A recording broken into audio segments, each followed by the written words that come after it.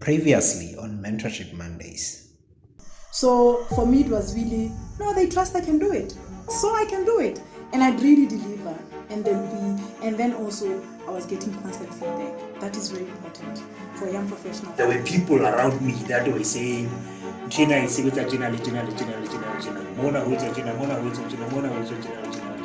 because of that mentorship circle. Sometimes you don't need to be the one who's physically searching for stuff, but people around you, having mentors. This is how you deal with stuff. So the Motjope talked about it, collaborations. You don't have to do all the work yourself. And I think it's something that I'm very intentional about in trusting and understanding that while I'm good at certain things, other people are way, way better. And then I have to depend on their labor for things I cannot produce myself. And understanding that we work as a team and being able to ask for help.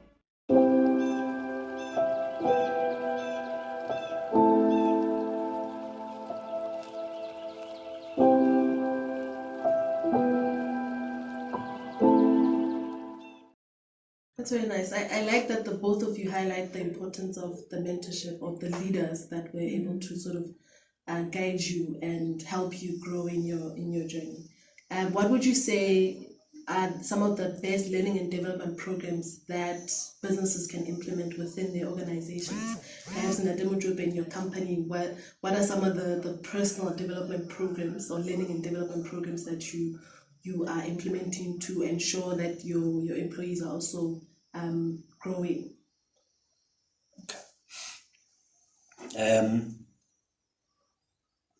I think number one, as an employer or as a boss, you need to understand that you don't necessarily have to be the best or the smartest guy in the room. Exactly.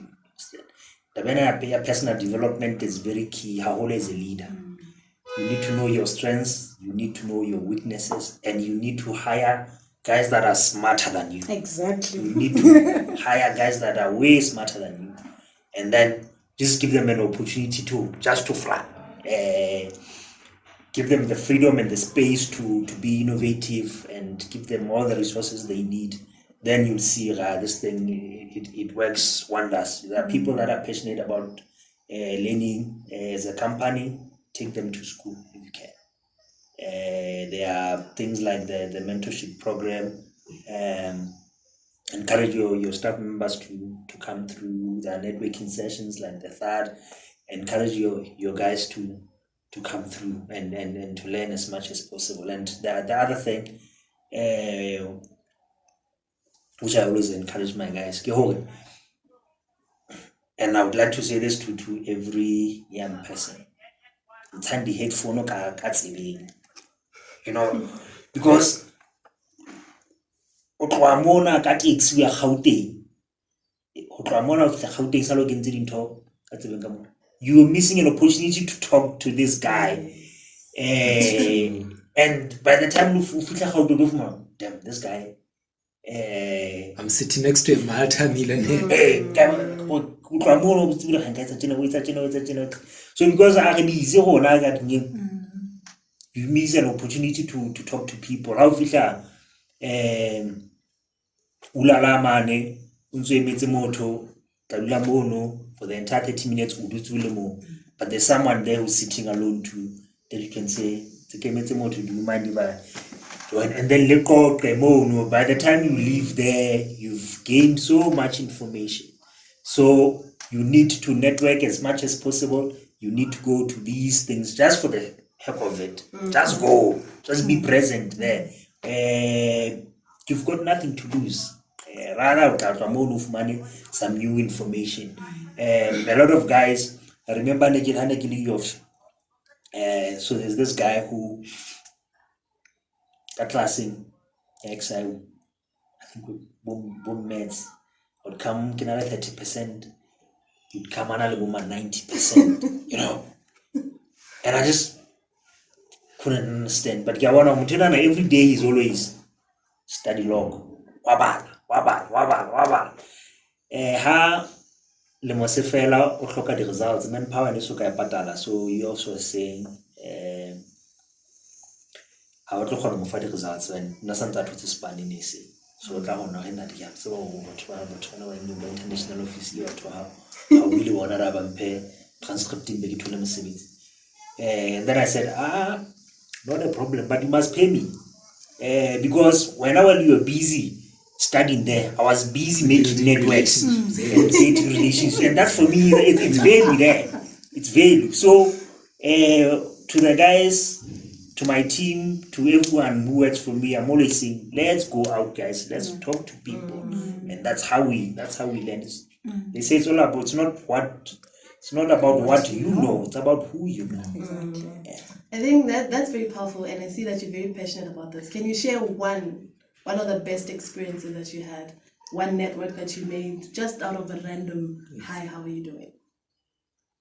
Okay, there's a lot actually. Okay, just one random. Just one that stands out of that. Maybe it could have been someone that also invested in the company or that you partnered, but that made a significant difference. Okay. Let me see.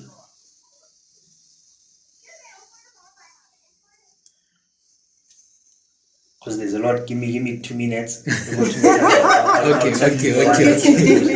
Okay. What was the question again? The advice that you would give To employers or what you actually are and deploying in your the- work space for those under you to actually have them develop. All right, thank you very much, Thabang.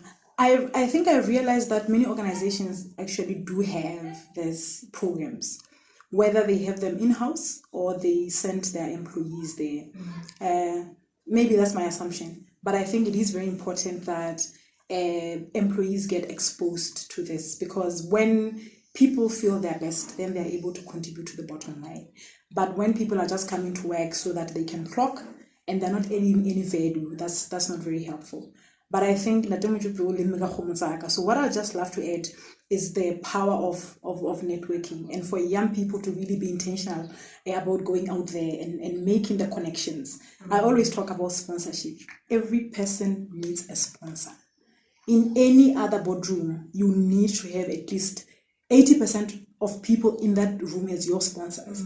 And you cannot have sponsors when people don't know who you are. Like he said, be present, be there. There's a networking event, be there. Be the person that everyone remembers. Like, oh, she's very passionate about these issues, Ask a question, make a comment. You lose nothing. Join webinars, meet people, introduce yourself, show interest in other people's things. You really lose nothing. Sometimes just asking, how's it going? How are you liking it? I'm interested in, okay, can you explain, And also being intentional about understanding people as they are. And I think that's an issue of emotional intelligence. I don't think anyone is born with it. I think it's something that we have to put in effort to get to an acceptable level where you are able to coexist with other people. Like you said, there are politics in the workplace. Politics will always be there. But for you understanding where and how you meet these other people halfway, understanding what their weaknesses are. Sometimes, people have good things to give, but they have weaknesses and there's not a damn thing you can do about it. But it's really how you meet these people halfway. So it's really all about networking, because even the issue of having a sponsor is really all about networking, because you can't have sponsors if people don't know who you are. As he said, at any given point, there is a possibility that 10 CVs are there, 9 are of qualified people. This one that's a little underqualified is of someone who's known by everyone in the boardroom, and this is the person that gets the job. So while we are saying position yourself in a way that you are employable, also invest in networking, such that you are qualified, but you also have the sponsors in the room, such that when they sit in that boardroom and they say, okay, but who is Thato? And if I say, no, we know her. No, she's very passionate about this. She can deliver. She has a good work ethic. She actually has a master's in that thing. And she, so that it is your qualification plus people that can vouch for you. So I'd say for young people, really be intentional about networking. Yeah. Okay, so this go report. Okay. 2010, It was in June. Economic offs. So we were writing a test. It was on a Friday. My script, and then there's these two lecturers from the US. The Banale exchange program. I lecture. I will submit my script. So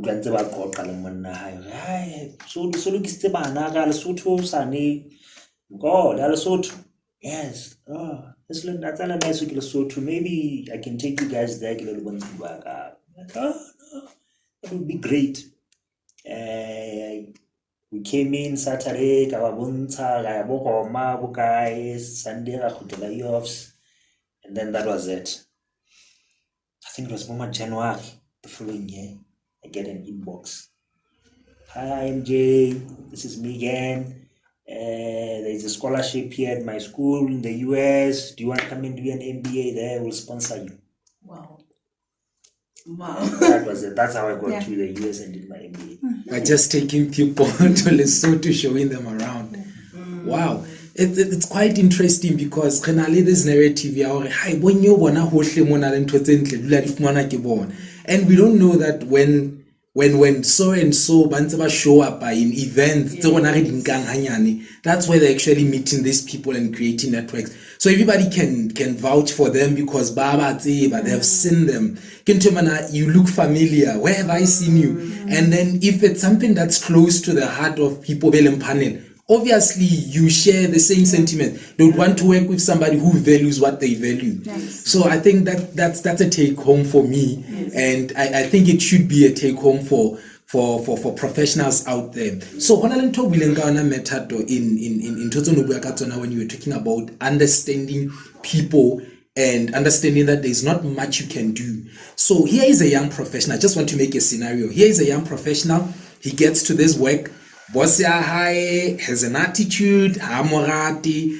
The same person, we call her Palesa.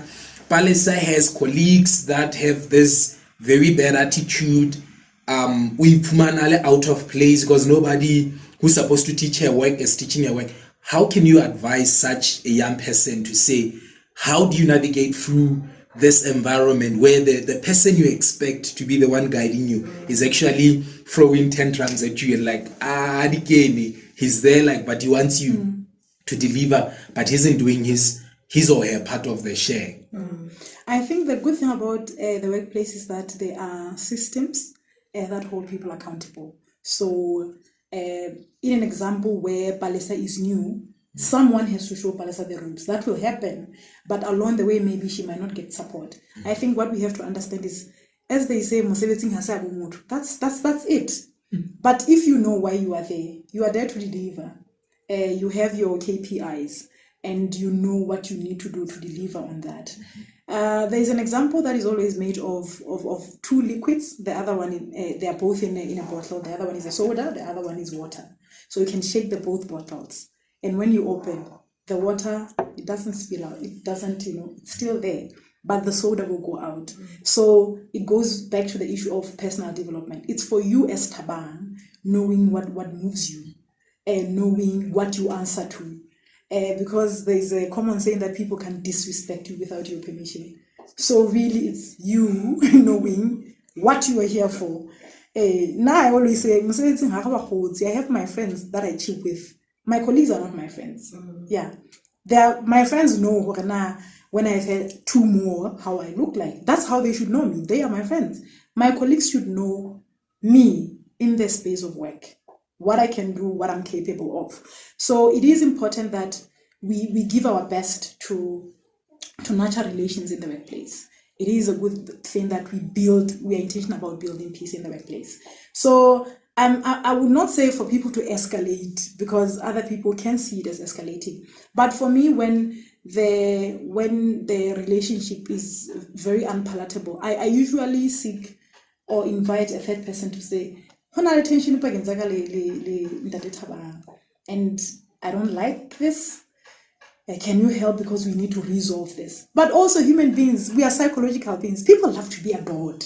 You lose nothing by adoring people, Oh, I love your shoes, And unfortunately, these are things that you learn through experience.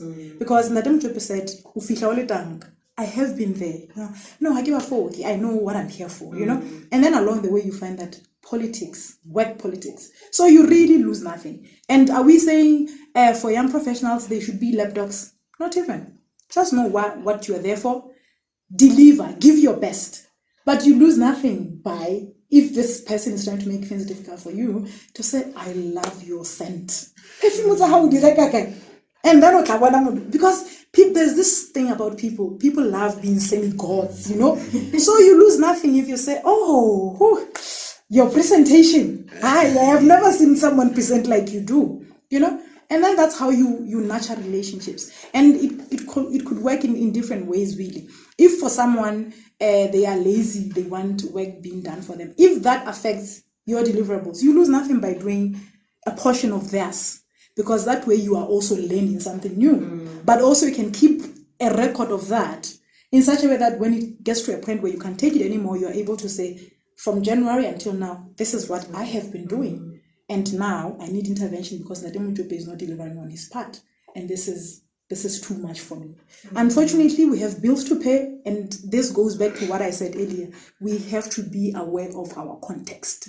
Because you can't just up and go. You need to pay bills. There is high rate of unemployment. There aren't as many options. So how do you bloom where you're planted? Yeah. I mean, because I mean, usia company A, company B, somebody was done from company A. So I love the point more. You have to actually look at the context and actually I can't keep moving because of people. I love how you say how you have put everything massage ego motina if that's what it takes.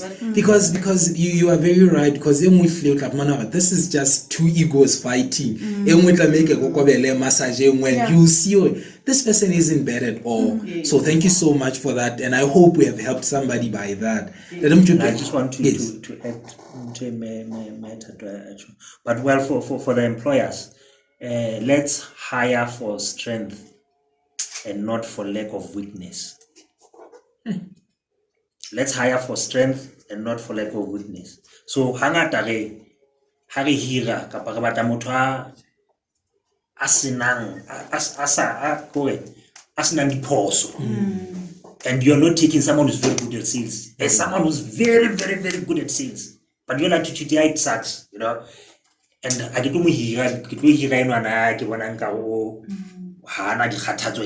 and it's always a problem. But to your point,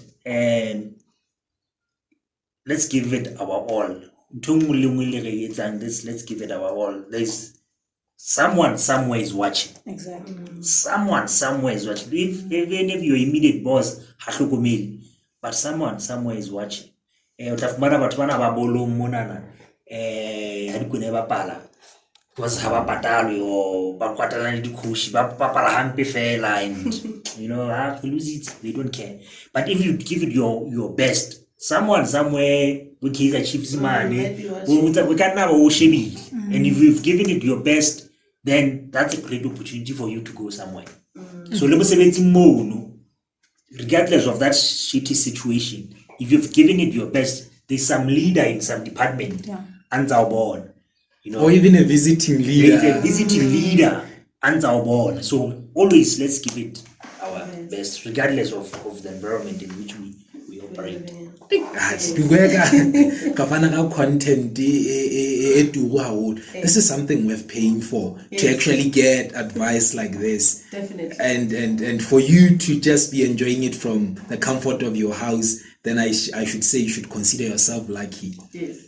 And I think it was very nice that you talked about how you navigate attitudes. If you have a boss that has a different attitude from yours, how do you navigate that, right?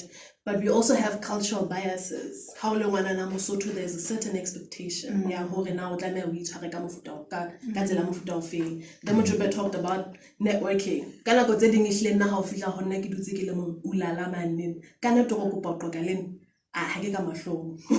because I'm already thinking so how do we also navigate those cultural biases in the workplace and in pursuing some of these personal development goals? If you want a mentor, there's also a perception of this person talking to you, how do we navigate all those to add on that, just before we give our guests now you want to express yourself, because usually if I don't address this, then it's not good for my health, it's not also good for my career. This can be detrimental at the end of the day if it's not addressed. So honestly, like you're saying, cultural bias system, especially for women, you know, how do you go about that?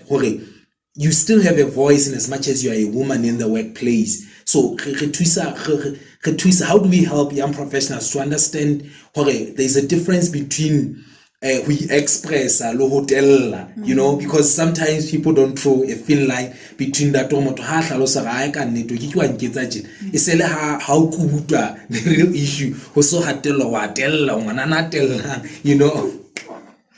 Unfortunately, there's really not much that we can do, because it is as a result of socialization, how we've been socialized. So as Katleho said, women, we're still sidelined in many things. You know, as a woman in the workplace, in church, even in families and the communities that we live in, we are second citizens. So there isn't much that we can say that's been taken to head. Or sometimes even your ideas are sabotaged. You know, you'd raise an idea in a meeting and then nobody hears you. And Thabang raises the same idea, like, yes! You know, and it's a winning idea. And now they have to own it. So it's a difficult one to navigate, but I think as women, we also have to get our voices. Because for instance, sometimes you would open up for this gentleman that's approaching you from a restaurant or wherever, saying, I'd love to meet with you. But you can sense when this conversation is going in the direction that you don't like. Unfortunately, for Basotho women, we're still not able to put the foot down and say that's inappropriate. And this is something that we also see in the workplace, even with mentors. You know, the jokes that are made in the workplace, very inappropriate comments that are made in the workplace. So you can just imagine the mentor-mentee relationship, how it can easily just get out of way. It's difficult when, as women, we haven't found our voices. But also coming to the issue that you're raising, I always prefer writing, because, you know, as you type, the energy, the anger comes out. And the good thing about writing is that you go back so many times trying to reread.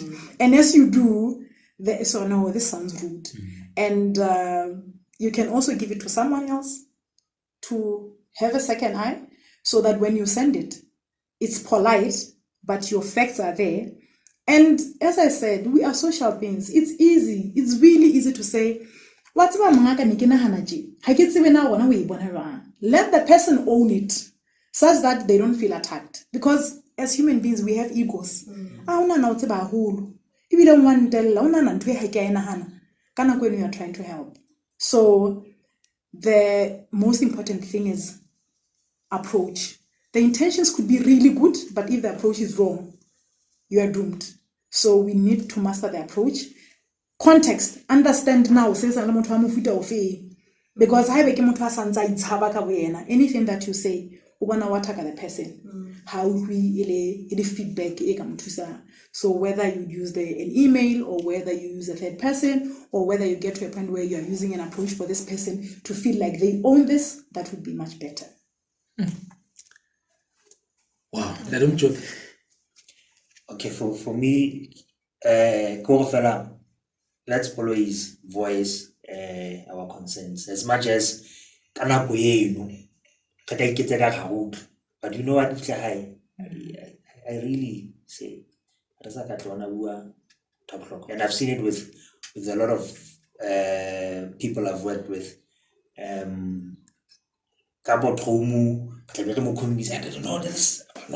This is out. But you'd be surprised.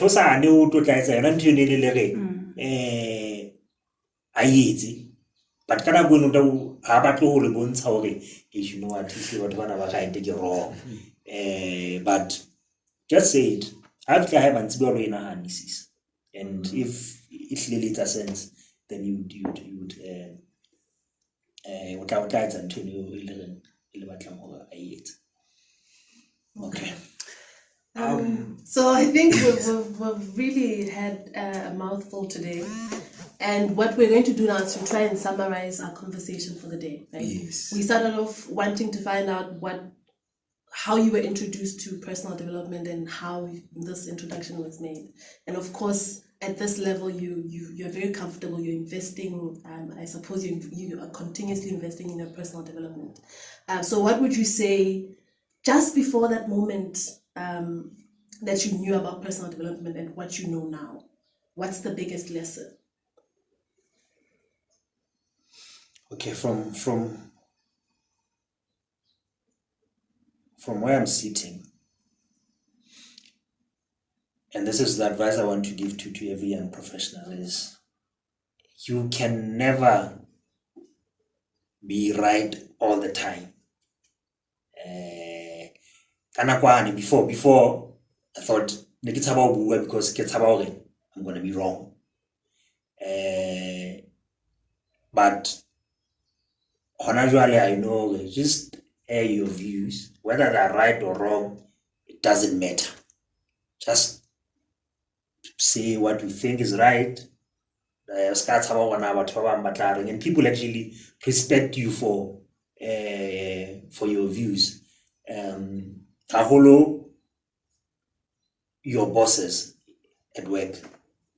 As a boss, I hate someone who will always say, yeah, no, in a bite. Yeah, no, in a bite. Yeah, what do you think of this? Yeah, no, boss, it's sharp. What do you think of this? Yeah, no, it's sharp. I need someone to actually say, no, but I think here, it's because highly, yes, ma'am, and I'm going to I say, this guy even as an institution or as a department, in any way. So let's not be afraid to air our views. Let's not be afraid to be wrong, because when you say it and then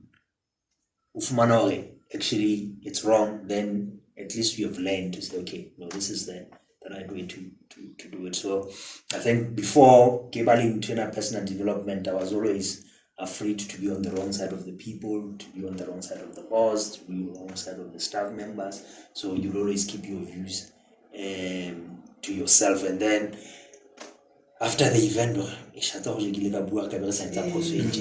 then now you start beating yourself up. So yeah, that's what's up. Wow, that's a big chunk. For that, like I think that's what most of us young professionals actually are lacking, the ability to express oneself. What if I'm wrong? And then in the boardroom. And one thing that we are also missing is when you get it wrong, you are exposing a part of you that would not otherwise expose, that could open up a room for actually learning. Because how then you're actually showing your manager or your line leader or whatever you are lacking in this area. Then it opens up for you. They can actually take you to school simply because we learn to them.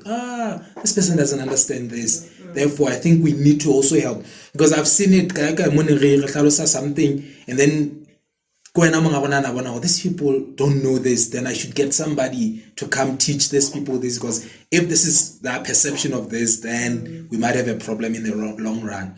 So I hope young professionals out there will feel free to say what they feel and what they understand, so that they can be helped or they can help the company. It's a two-way street. You either get helped or you help the company, but there is no just talking. Yes, none too. So yes, Meta. Okay, that was it. you okay, you guys, you said it. So sometimes you don't know that you know, and sometimes you don't know that you don't know. The speaking up that Thato Mochone talked about, And an easy example I'm going to make. Sometimes your line manager is someone who graduated in 1998 doing economics. Now you are doing economics and something, these new courses. The world is evolving. So there is a high possibility that while they have experience, you might have new knowledge. So this is why it is important that we are present. This is why young professionals have to step up and be present and raise their voices, because one, they have a bottom line to contribute to, they have themselves to take to the next level. And if you are sitting there, it's easy for you to fade in the background. So in that boardroom, when they are talking promotions, Thabang coffee, medicine, but because we're busy being shy, So it really doesn't kill. If you ask the other head of department to say, but actually, how do you do things here? What does success look like? Show interest. Just be present as a young person and understand where you need to be in the silly questions that they always ask. Where do you see yourself in 5 years? I think it's really important in our own spaces to ask ourselves that. In 5 years,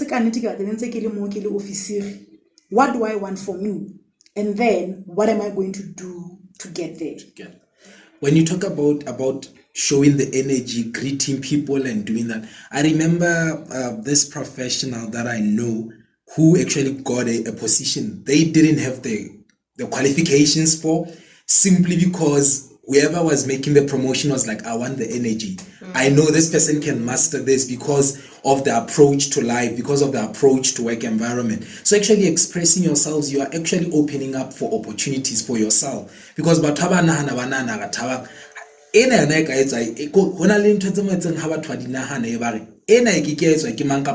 except Thabang, because of the way Thabang a leng ka teng. But how to in your corner, everybody's like, so it is really important to and actually express ourselves, be ourselves in a work environment. And again, I think it goes back to what Thato Mochone said, when employers hire for strength, because they saw that energy in that person and they said, this is the person that we want. So I think this is a lesson to each and every one of us, whether we are unemployed, still waiting to get employment, that we also identify what our strengths are and work at harnessing and growing them and developing ourselves so that we are employable. We distinguish ourselves from, the unemployment rate is at about 30, I think, right now. So it means that there's a lot of people that are unemployed, but what does it mean? What makes you stand out from the rest of everyone else? So it's important that we set ourselves apart. And some of the things that we can do, whether it's personal development, investing in education, Google search away, find out what scholarships are available and learn what you can do and set yourself apart. And in closing, I just want to say this one last statement. I think the issue of personal development is actually a business opportunity for professionals out there. If there are people who need the skills, it means we also need service providers. Sure. So I want to urge those professionals out there who have the capacity and the skills to provide the services to actually look into this business model of offering personal development trainings to professionals. It's a really lucrative opportunity for everyone. Of course, and also there is Inspire Innovation. Of course. That's also consulting for so there are mentors and mentees. So you can bring your employees to become mentees of the program, and they will get mentors that will help them in their personal development. So there are a lot of these opportunities that are there. There are different companies that offer these services. I think it's just up to employers to make the call and invest in the most important resource, which is their human capital, their employees. Thank you. And thank you very much to our guests. Thank you very much. It was a pleasure to be here. See you in our next episode.